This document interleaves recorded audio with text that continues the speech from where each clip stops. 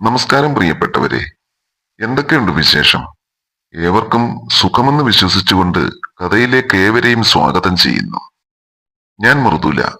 രാവിലെ എഴുന്നേറ്റപ്പോൾ മോനൊരു പനി. ചേട്ടനോട് അവനെ ഒന്ന് ഹോസ്പിറ്റലിൽ കൊണ്ടുപോകാൻ പറഞ്ഞപ്പോൾ ചേട്ടൻ ബെഡ്ഷീറ്റ് ഒന്നുകൂടി തലയിലേക്ക് വലിച്ചിട്ട് മൂടി പുതച്ചൊരു കിടത്ത. പിന്നെന്ത് ചെയ്യാനാ? പെട്ടെന്ന് തന്നെ ചായ ഇട്ട് ഏട്ടന് കൊടുത്തിട്ട് ഞാൻ മോനെ എടുത്തുകൊണ്ട് ഹോസ്പിറ്റലിലേക്ക് പോയി. രാവിലെ ആയതുകൊണ്ടാകാം ഹോസ്പിറ്റലിൽ ആള് കുറവായിരുന്നു. അതുകൊണ്ട് പെട്ടെന്ന് മരുന്നെല്ലാം മേടിച്ച് നേരെ വീട്ടിലേക്ക് വന്നപ്പോൾ വീടിന്റെ മുമ്പിൽ ഒരു കാറ് കിടക്കുന്നു. മോനെ എടുത്തുകൊണ്ട് മുറ്റത്തേക്ക് കയറിയപ്പോൾ ഏട്ടന്റെ ഒപ്പം സിറ്റ് ഔട്ടിൽ രണ്ടുപേരിയ്ക്കുന്നത് കണ്ടു. എന്നെ നോക്കി അവർ ഒന്ന് ചിരിച്ചു. ഞാനും അവരെ നോക്കി ഒന്ന് പുഞ്ചിരിച്ചു. അതിലൊരാൾക്ക് നല്ല പ്രായമുണ്ട്. മറ്റേ കക്ഷിക്ക് ഒരു 40-45 വയസ്സ് പ്രായം വരും. ആ പ്രായം കുറഞ്ഞയാൾ എന്നെ അടിമുടി ഒന്ന് നോക്കി. ഒരു ചുരിദാറായിരുന്നു എന്റെ വേഷം. ഹോസ്പിറ്റലിൽ പോയ വെപ്രാളത്തിൽ ഷാൾ ഇടാൻ ഞാൻ മറന്നുപോയി. മോനെയും എടുത്തുകൊണ്ട് വെയിലത്ത് നടന്നു വന്നതിലാകാം ആകെ വിയർത്തു ഇരിക്കുകയാണ്. അയാൾ എന്നെ അടിമുടി നോക്കുന്നതിനിടയിൽ നനഞ്ഞിരിക്കുന്ന കക്ഷത്തിലേക്ക് മാറി മാറി നോക്കുന്നത് ഞാൻ ശ്രദ്ധിച്ചു. അത് കണ്ടപ്പോൾ എനിക്ക് എന്തോ പോലെ തോന്നി. 40 വയസ്സുള്ള എന്നെ കണ്ടാൽ ആരായാലും ഒന്ന് നോക്കിപ്പോകും. ഇരുനിറമാണെങ്കിലും എന്റെ ശാരീരിക വളർച്ച അല്പം കൂടുതലായിരുന്നു. ഇതെന്റെ ഭാര്യ മൃദുല. ഏട്ടൻ എന്നെ അവർക്ക് പരിചയപ്പെടുത്തി കൊടുത്തു. അപ്പോഴേക്കും അയാളുടെ നോട്ടം ഞാൻ നേരത്തെ പറഞ്ഞിടത്തേക്കായിരുന്നു. ചേട്ടൻ എന്നെ നോക്കി അവരെ എനിക്ക് പരിചയപ്പെടുത്തി. എടീ, ഇത് ജോയി. ഇത് ജോയിയുടെ പപ്പ സാമുവൽ. ഇവരാണ് ആ ജംഗ്ഷനിൽ നിന്ന് ഇങ്ങോട്ട് വരുന്നിടത്ത് വസ്തു മേടിച്ചത്. ഞാൻ ചിരിച്ചുകൊണ്ട് മൂളി. ഞങ്ങളൊന്ന് വന്ന് പരിചയപ്പെടാൻ വേണ്ടി വന്നതാ, ജോയ് പറഞ്ഞു. അതിനെന്താ, സന്തോഷമല്ലേ ഉള്ളൂ, ഞാൻ പറഞ്ഞു. ഇരിക്കി, ഞാൻ ചായ എടുക്കാം. അതും പറഞ്ഞ് ഞാൻ അകത്തേക്ക് കയറി. അകത്തേക്ക് കയറിയ ഞാൻ തല ചരിച്ചൊന്ന് പാളി നോക്കി. അപ്പോൾ ആ ചെറുപ്പക്കാരൻ എന്റെ പിന്നഴകിലേക്ക് നോക്കി വെള്ളമിറക്കുന്നത് ഞാൻ കണ്ടു. അത് കണ്ട് എന്റെ മനസ്സിൽ എനിക്ക് ചിരി വന്നു. ഞാൻ അടുക്കളയിൽ പോയി ചായ ഇട്ട് 2 ഗ്ലാസ്സിലായി അവർക്ക് ചായ കൊണ്ടുവന്നു കൊടുത്തു. അപ്പോൾ സാമൂലച്ചായൻ എന്നോട് പറഞ്ഞു, മോളെ, ഞങ്ങളുടെ വീട് അങ്ങ് റാന്നിയിലാണ്. എപ്പോഴും ഇങ്ങോട്ടൊന്നും വരാൻ പറ്റില്ല. അതുകൊണ്ട് മോടെ ചേട്ടൻ ദാസനെ ആ വസ്തു നോക്കാൻ ഏൽപ്പിക്കുന്നത് കൊണ്ട് മോൾക്ക് കുഴപ്പമൊന്നും ഇല്ലല്ലോ. ഞാൻ ഏട്ടനെ ഒന്ന് നോക്കി. ചേട്ടൻ എന്നെ നോക്കി ഒന്ന് പുഞ്ചിരിച്ചു. ഞാൻ അവരോട് പറഞ്ഞു, ഓ, കുഴപ്പമൊന്നുമില്ല. പക്ഷേ നിങ്ങൾ ഇവിടേക്കൊക്കെ ഒന്ന് വരണം. അപ്പോൾ സാമൂലച്ചായന്റെ മകൻ ജോയ് പറഞ്ഞു, ഓ, അത് കുഴപ്പമില്ല. എല്ലാ ഞായറാഴ്ചയും ഞാൻ വരും. ഞങ്ങൾക്ക് ദാസനെ അങ്ങ് ഇഷ്ടപ്പെട്ടു. അതുകൊണ്ട് ഞാനും മോനും അങ്ങ് തീരുമാനിച്ചു വസ്തു ദാസനെ ഏൽപ്പിക്കാമെന്ന്. അത് കേട്ടപ്പോൾ എനിക്കും സന്തോഷമായി. നമ്മുടെ പുള്ളിക്കാരൻ വല്ല ആണ്ടിനും സംക്രാന്തിക്കുമാണ് പണിക്ക് പോകുന്നത് തന്നെ. ഇത് നോക്കി നടന്നാൽ ഒന്നുമല്ലെങ്കിൽ ജീവിക്കാനുള്ള വക കിട്ടുമല്ലോ, ഞാൻ ഓർത്തു. അപ്പോൾ ജോയി പറഞ്ഞു, ആ ദാസൻ ചേട്ടാ, ആദ്യം 3-4 ജോലിക്കാരെ സംഘടിപ്പിക്കണം.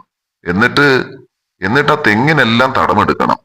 മനുഷ്യന് നടക്കാൻ പറ്റുന്ന രീതിയിൽ ആ കാടെല്ലാം വെട്ടി വൃത്തിയാക്കണം. അത് പറഞ്ഞപ്പോൾ ജോയി എന്റെ മുഖത്തേക്കൊന്ന് നോക്കി പുഞ്ചിരിച്ചു. അതെന്തിനാണെന്ന് എനിക്ക് മനസ്സിലായില്ല. അതൊക്കെ ഞാൻ ഏറ്റുമോനെ, ചേട്ടൻ പറഞ്ഞു. കുറച്ചു നേരം കൂടി അവർ സംസാരിച്ചിരുന്നിട്ട് അവർ പോയി. പോകാൻ നേരവും ജോയി എന്നെ നോക്കിയൊന്ന് പുഞ്ചിരിച്ചു.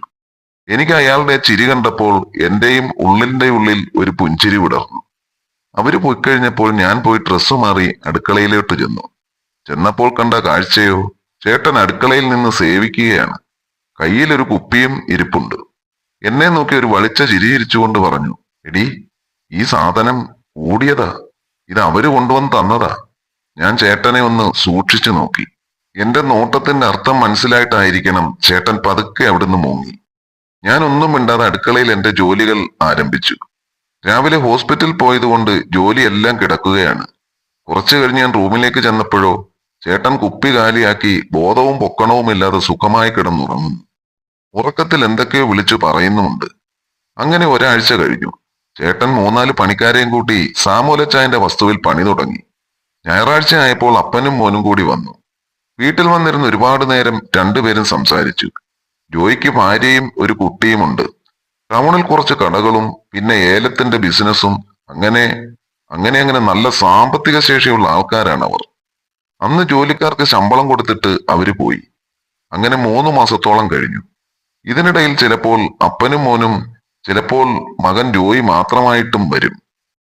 ജോയി ഒറ്റയ്ക്ക് വരുമ്പോൾ വീട്ടിൽ വന്ന് എന്നോട് കുറെ നേരം ഇരുന്ന് സംസാരിച്ചിട്ടേ പോകൂ. ആ വസ്തുവിൽ ഒരു വീടുണ്ട്. അതിന്റെ മെയിന്റനൻസ് എല്ലാം ചേട്ടൻ ആളെ നിർത്തി ശരിയാക്കി. അപ്പനും മോനും വരുമ്പോൾ ഒന്ന് റെസ്റ്റ് എടുക്കാനാണെന്ന് ചേട്ടൻ എന്നോട് പറഞ്ഞു. ഒരു ദിവസം ചേട്ടൻ എന്നോട് പറഞ്ഞു, ഡീ, നിനക്ക് നാളെ വേറെ പണിയൊന്നുമില്ലെങ്കിലേ നാളെ അവിടെ വന്ന് ആ വീടൊക്കെ ഒന്ന് വൃത്തിയാക്കി തരാമോ?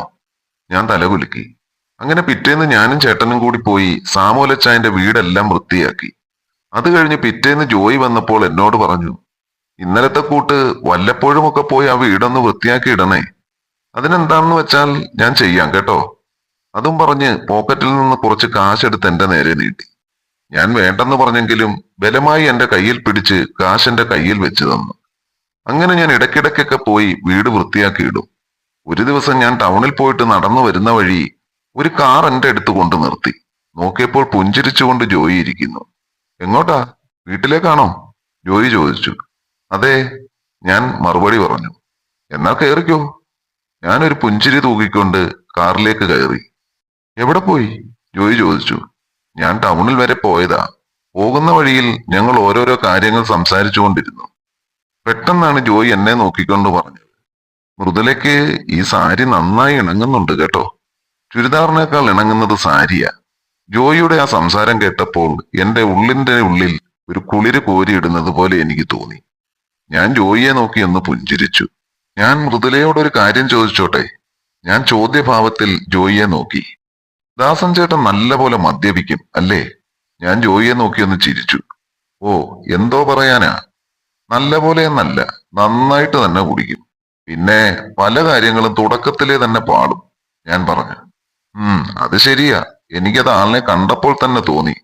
പല കാര്യങ്ങളിലും ഉത്തരവാദിത്തമില്ല. ജോയി എന്റെ മുഖത്ത് നോക്കി പറഞ്ഞു. എന്നിട്ട് എന്നോട് ചോദിച്ചു, മൃദുലയ്ക്ക് ദിവസവും അവിടേക്കൊന്ന് വന്നു പോകാവോ? അവിടെ ബംഗാളികളൊക്കെ പണിക്കാരുണ്ട്. അതൊക്കെ ഉത്തരവാദിത്തത്തോടുകൂടി ഒന്ന് പോയി നോക്കാവോ?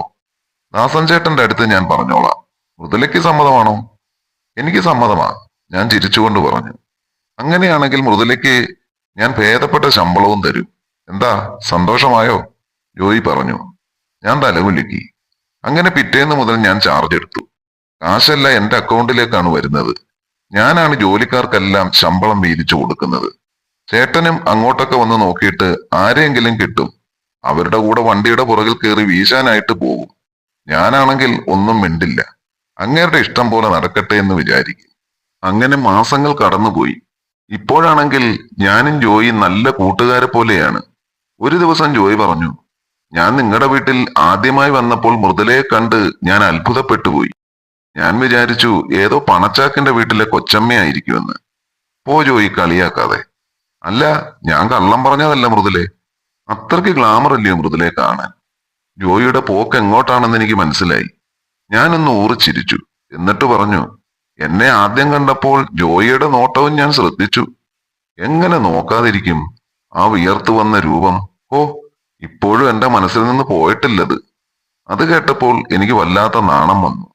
ഞാനൊന്നും മിണ്ടാതെ വിദൂരതയിലേക്ക് നോക്കി നിന്നു. എന്താ മൃദുലേ ഒന്നും മിണ്ടാത്തത്? ഞാൻ ഇങ്ങനെയൊക്കെ തുറന്നു പറഞ്ഞത് കൊണ്ടാണോ? ഏയ് അല്ല.